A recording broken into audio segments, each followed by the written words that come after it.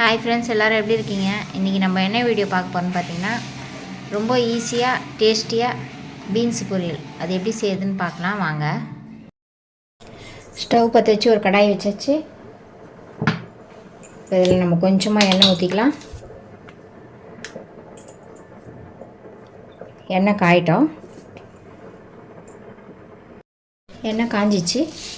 ஒரு அரை ஸ்பூன் கடுகு போட்டுக்கலாம். ஒரு 1/4 ஸ்பூன் சீரகம் போட்டுக்கலாம்.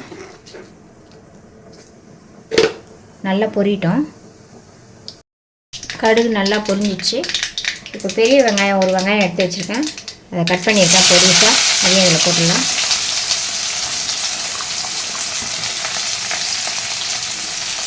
ஒரு 4-5 பல் பூண்டு எடுத்துருக்கேன், தட்டி வச்சுருக்கேன். அதையும் போட்டுடலாம்.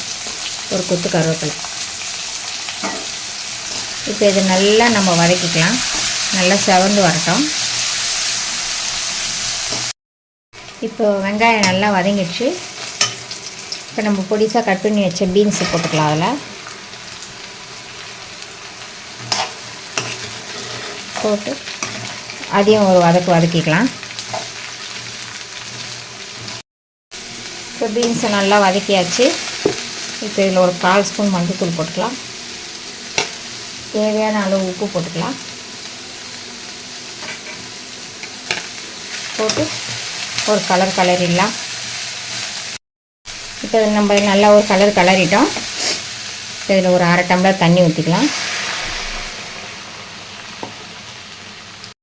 இப்போ ஒரு 1/2 டம்ளர் தண்ணி ஊற்றிட்டோம். இப்போ நம்ம மூடி போட்டு மூடி வச்சிடலாம். சிம்மில் வச்சு வேக வச்சுக்கோங்க. இது நல்லா வேகட்டும். வெந்த உடனே பார்க்கலாம். 1/2 டம்ளர் தண்ணி ஊற்றுங்க. அதுக்கு மேலே ஊற்றாதீங்க. அதிலே அது வெந்துடும். சிம்மில் வச்சிங்கனாலும் நல்லா வெந்துடும். இப்போ வெந்த உடனே பார்க்கலாம். காய் வேகட்டும். அதுக்குள்ளே பார்த்திங்கன்னா நம்ம ஒரு மிக்ஸி ஜார் எடுத்துப்போம். அதில் ஒரு 3 பத்தை தேங்காய் போட்டிருக்கேன். காரத்துக்கு ஒரு 2 காஞ்ச மிளகாய் போட்டிருக்கேன். இதை வந்து நம்ம பல்ஸ் மோடில் வச்சு கொஞ்சம் குறப்பாக அரைச்சிட்டு வந்துடலாம்.